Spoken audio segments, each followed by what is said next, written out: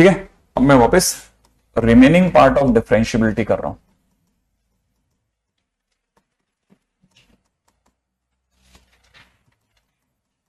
ठीक है, remaining part of differentiability. कल हालांकि हमने काफी हद तक कंट्रोल मार दिया था। ठीक है, नहीं यहां कुछ बिल्डिंग में कोई इश्यू है?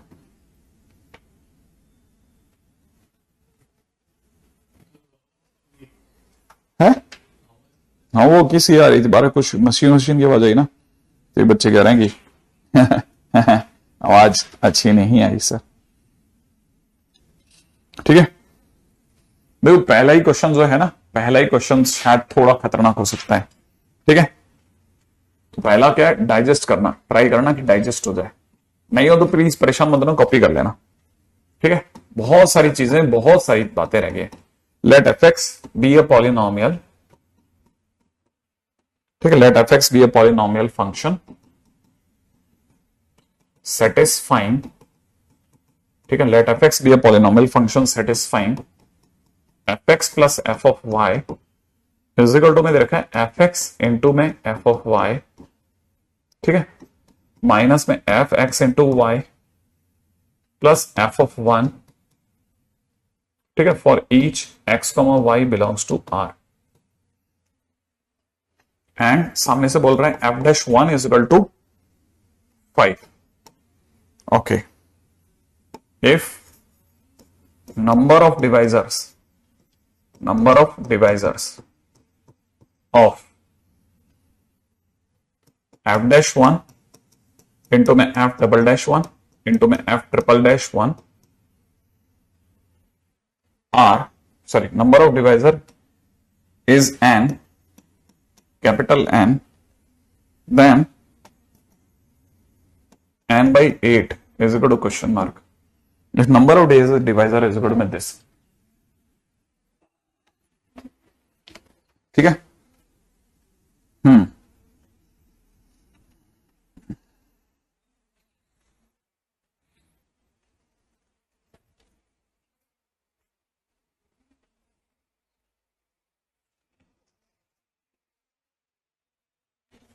लिख लिया आपने क्वेश्चन?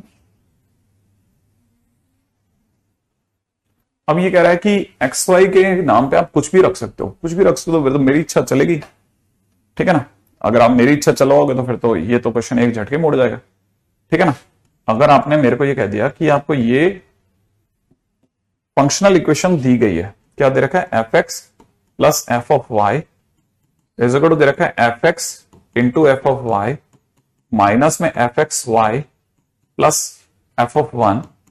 ठीक है ना, और साथ में आप बोल रहे हो एक्स और वाई के नाम पे कुछ भी ले लो, सारे रियल नंबर सब कुछ अलाउड है, तो फिर ले लेते हैं हम। फिर मैं एक काम करता हूं, Y is equal to 1/x लेता हूं, ले सकता हूं ना, ले लिया, मेरे मन में आ गई Y is equal to 1/x। क्यों, आपको अपने आप ही समझ में आएगा। देखो, अगर मैंने Y is equal to 1/x लिया तो यहां पे कितना हो जाएगा, 1/x हो जाएगा। अच्छा, यहां कितना हो जाएगा, एफ एक्स होगा, यहां पे एफ 1/x होगा, हाँ होगा, माइनस। अब जरा यहां समझना, अगर ऐसा है तो यह हो जाएगा x इंटू 1/x और प्लस में कितना है, एफ ऑफ वन। सही बात है, आप अगर पहचाने तो यहां दिख जाएगा F x into F 1/x, और ये दोनों कैंसिल आउट होकर के क्या छोड़ेंगे, एफ ऑफ वन। प्लस में क्या दिख रहा है, एफ ऑफ वन। क्या आपको नहीं लगता ये कटेगा?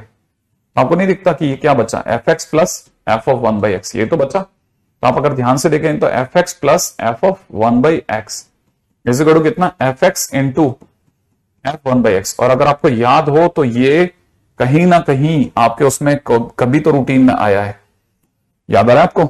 अगर आपको ये याद आ गया कि ये क्या चीज थी, तो आपको ये भी स्ट्राइक कर जाएगा कि इसको देखते हैं आपको क्लिक कर जाना चाहिए कि अब आप फंक्शन के नाम पे 1 प्लस माइनस एक्स की पावर n लेंगे। ये मैंने आपको फंक्शन के दौरान पॉलिनोमियल में सिखाया था।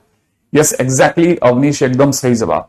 और उसमें भी मैंने ये कहा था कि आप इस पे भी डिपेंड करें कि आपका f1, ठीक है ना, जैसे अगर आपने इसमें f-1 पॉजिटिव दे रखा है, की जो दे रखी ना पॉजिटिव है, तो मैंने ये भी सिखाया था कि अगर की पॉजिटिव दे रखी हो तो फिर प्लस माइनस के चक्कर में मत आना, प्लस ही ले लेना।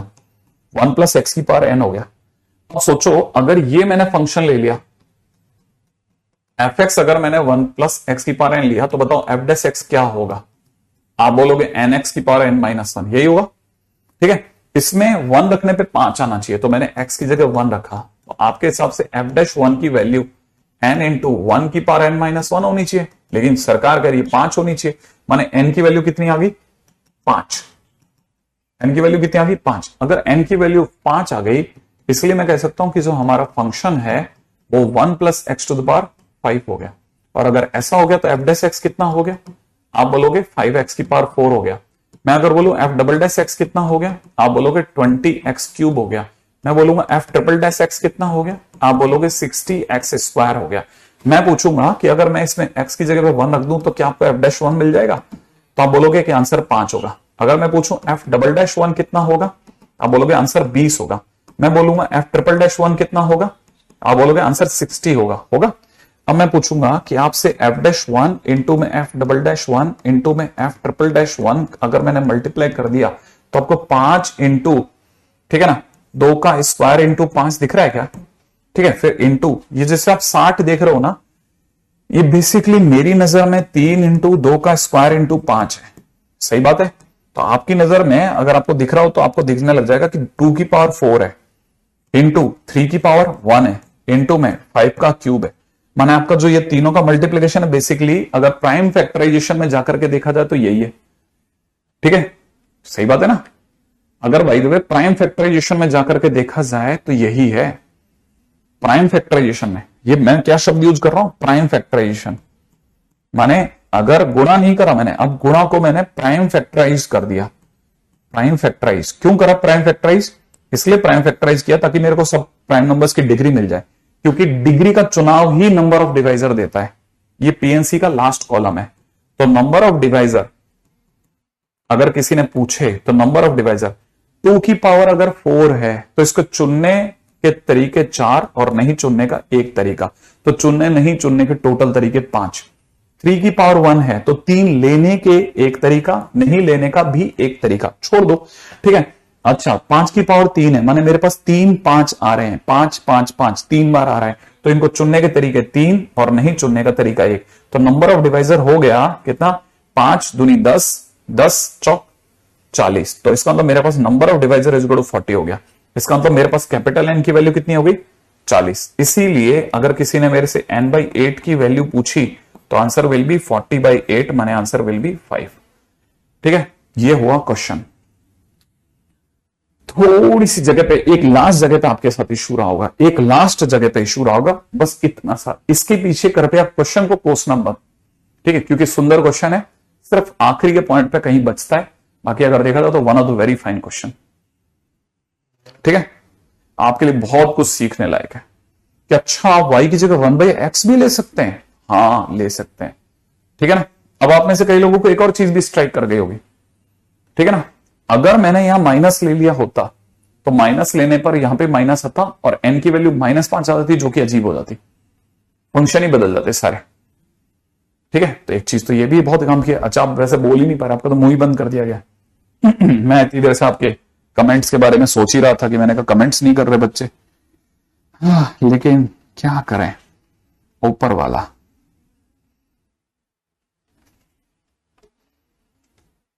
कब मुंह बंद करता है पता ही नहीं लगने देता। ठीक है, चलिए कोई नहीं, ये तो आप फटाफट से ये वाला क्वेश्चन कॉपी कर लेना। ठीक है, अब क्या है, इस चैप्टर के बाद में क्या मैं बहुत खुल जाता हूं, मेरे को पता चल जाता है कि अब मैं इसमें कहीं से कहीं भी उड़ता हुआ जा सकता हूं, कहीं से कहीं भी उड़ता हुआ आ सकता हूं। ठीक है, अच्छा अगला। ठीक है, नेक्स्ट अगला सुनिएगा बड़ा ध्यान से, ये वही रिमेनिंग क्वेश्चन है।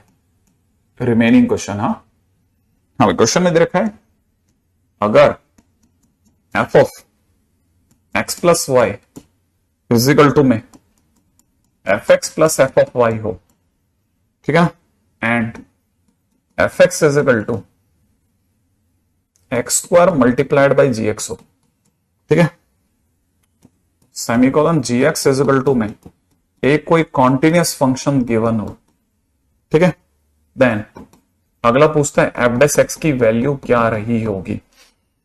f डैश x की वैल्यू क्या रहेगी भाई, अभी बता देते हैं, 1 सेकंड का टाइम लगेगा। ठीक है, क्या आप में से किसी को याद है कल के दिन पे मैंने क्या सिखाया था कि एफ डैश एक्स का फार्मूला होता है limit h tends to 0 f of x plus h minus f x divide by h. सिखाया था ना? अगर ये सिखा रखा था तो फिर आपके लिए डरने की कोई बात नहीं थी। एफ एक्स प्लस एच को इससे मिलाओ, याद आया? आपको पता चल जाएगा जहां जहां वाई है वहां वहां एच आ जाएगा। तो आपका आंसर इसकी जगह पे आ चुका होगा कितना? F x plus F H, minus में कितना? एफ एक्स, अपॉन में कितना बेटा? एच। ये दोनों कैंसिल आउट हो जाएंगे, तो एफ एच बाई एच आपकी तरफ से बच गया। लेकिन सामने वाले ने कहा है कि इतनी जल्दी हार नहीं माननी है, limit h tends to 0।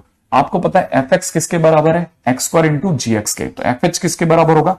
H square into g of h के। सोचो, एफ एक्स अगर x square into g x के बराबर है तो एफ एच किसके बराबर होगा?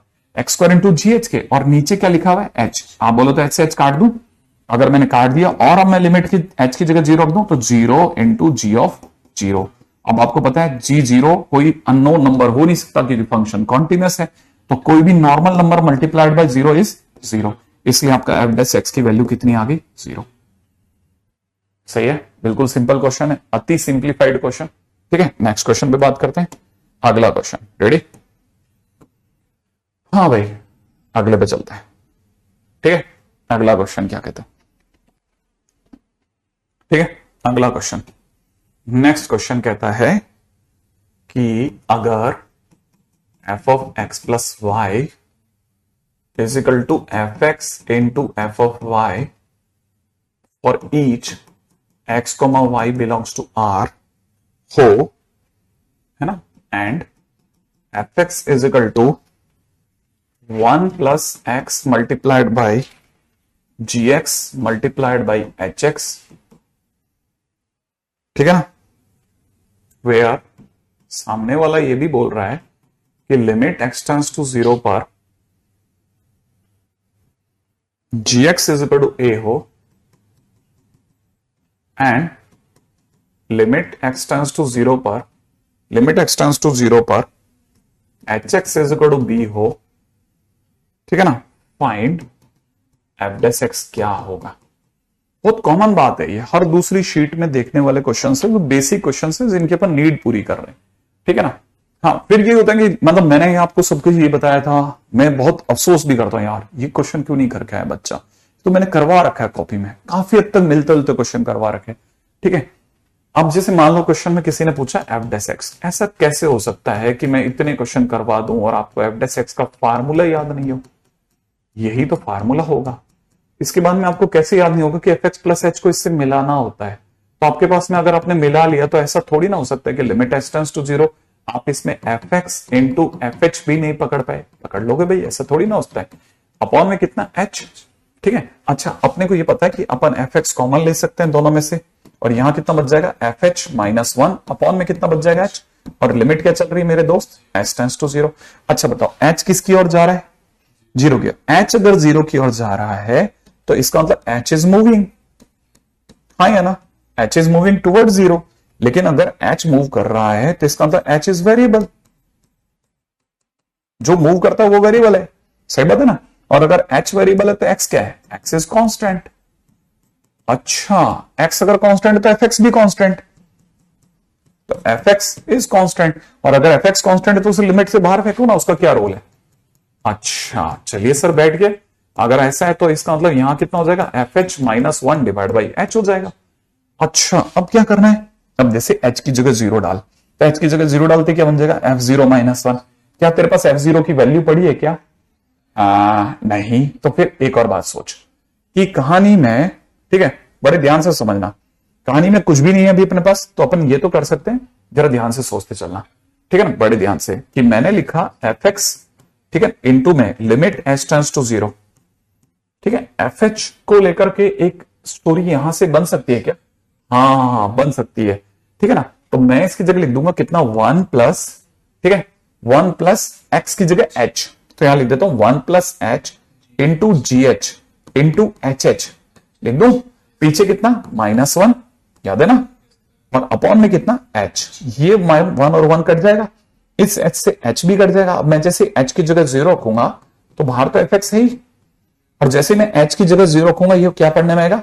G0, limit h tends to 0 पर ये दिख रहा है आपको, G0 की वैल्यू कितनी है A और H0 की वैल्यू कितनी है B, B, ठीक है ना, ये मेरा B है भाई, है ना। तो अपने को पता है ये क्या बन जाएगा, G0 बन जाएगा और ये क्या बन जाएगा, H0 बन जाएगा। तो इसका मतलब ये बन चुका होगा A, ये बन चुका होगा B, तो मेरे लिए होगा A into B into f x is my f dash x.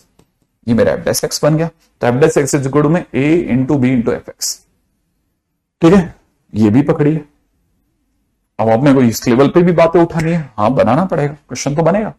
ये सारे वो क्वेश्चन है जो नॉर्मली सभी किताबों में देखने को मिलते हैं, क्या करें। ठीक है, अगला क्वेश्चन।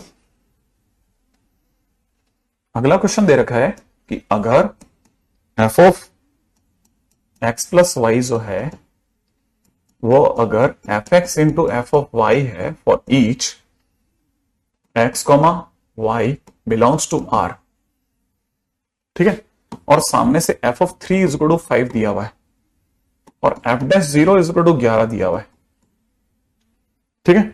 देन पूछने वाले ने कहा है कि नहीं साहब हमें तो एफ डैश 3 की वैल्यू बताओ। अरे बाबा कहां से लाए भाई तेरे पास में एफ डैश 3। अब सुनते हैं, देखो जरा धीरे धीरे क्लिक करते हैं कि क्वेश्चन में एफ डैश 3 कैसे लाएंगे। कॉमनली मिलने वाला क्वेश्चन, ठीक है, बड़ा ध्यान से सुनना, ठीक है।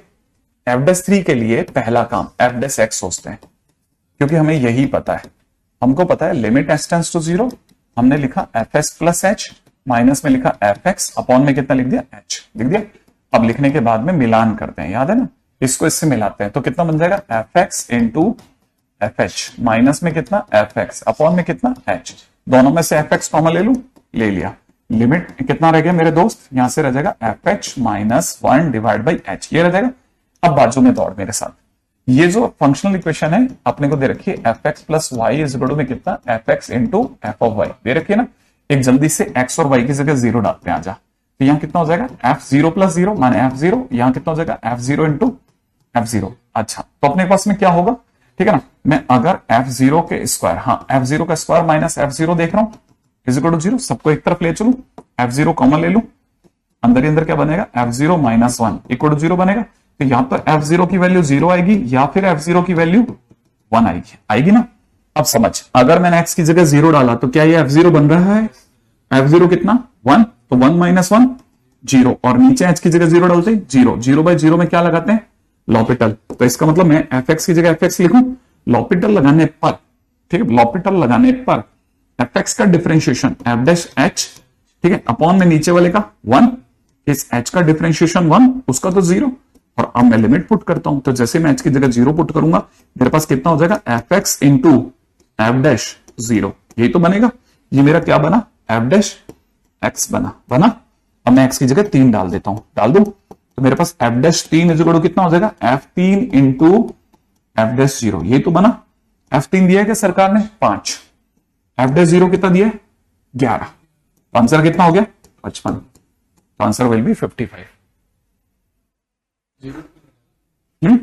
अगर मैं 0 डालता तो मेरी वैल्यू नहीं आती, इनफाइनाइट में चला जाता, अनडिफाइंड हो जाता फंक्शन, तो मैं क्यों लूंगा ऐसा, तो इसलिए मैं f0 इज इक्वल टू 0 लूंगा ही नहीं, ठीक है, क्योंकि मेरे पास चॉइस है ना इसकी और इसकी, है ना, तो मैं अपनी तरफ से हमेशा फेयर चॉइस पे चलता ना आदमी ऐसा। तो ये भी एक तरीका है कि आपको ये भी पता होना चाहिए था यार, ये तो गजब ही है।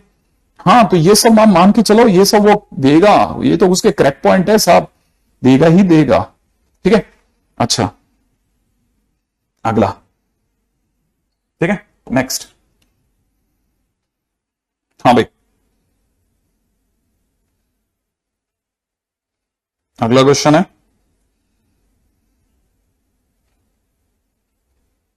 ठीक है,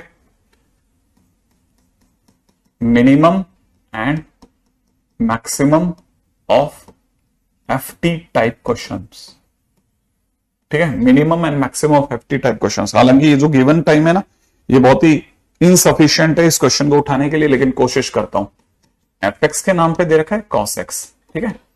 अच्छा, एक और फंक्शन दे रखा है जी एक्स, जी एक्स के नाम पे हमारे को जो फंक्शन दिया जा रहा है वो दिया जा रहा है मिनिमम ऑफ एफ टी, ठीक है ना, और इस तरह से दे रखा है कि टी की जो वैल्यू है वो 0 से x के बीच में रन करेगी, ठीक है, और साथ में ये भी बता रखा है कि जिस x के बारे में आप बात कर रहे हो वो वही x है जो 0 से π/2 में, 0 से π/2 में, ठीक है। अच्छा, अच्छा, gx में दूसरा एक और फंक्शन है 3 माइनस एक्स, वो तभी काम करेगा जब आप π/2 से आगे बढ़ोगे, ठीक है, और पाई तक जाओगे। ये आपका gx है। अब क्वेश्चन वाला क्या कहेगा? क्वेश्चन वाला आपसे कहेगा check differentiability at x is equal to π/2। π/2 पे इसकी डिफरेंशियबिलिटी बताओ। अभी देखिए, अभी ट्राई करते हैं बनाने की, ठीक है। मैं अपनी तरफ से सिर्फ कोशिश कर सकता हूं, समझना, ठीक है। अच्छा, अब समझो fx क्या है मेरे दोस्त? fx मेरे पास में cos x है, ठीक है। तो बताओ ft क्या होगा? cos t होगा, सही है। अच्छा, कह रहा है मिनिमम ऑफ ft, माने हमेशा, आपको याद होगा मैंने कभी आपको बताया था मिनिमम और मैक्सिमम में, मिनिमम का मतलब होता है नीचे का चुनाव, जो नीचे है उस पॉइंट को चुनना, ठीक है। तो cos t के अंदर अगर मैं 0 से π/2 तक अगर मैं cos x का ग्राफ बनाता हूं तो 0 से π/2 तक cos x का ग्राफ ऐसा होगा 0 से π/2 तक ऐसा होगा, पक्का। अच्छा, जो 0 से π/2 तक का जो cos x होगा, ठीक है, अगर मैं गलत नहीं हूं तो मैं एक काम करता हूं, ठीक है, 0 से π/2 तक का जो cos x है इसके कई टुकड़े कर लेते हैं हम लोग, ठीक है। एक स्ट्रेट लाइन मिल जाए तो ज्यादा आसान हो जाएगा मेरे लिए, ठीक है ना। तो मैं इसके कई टुकड़े करता हूं, देखो ट्राई करता हूं मैं।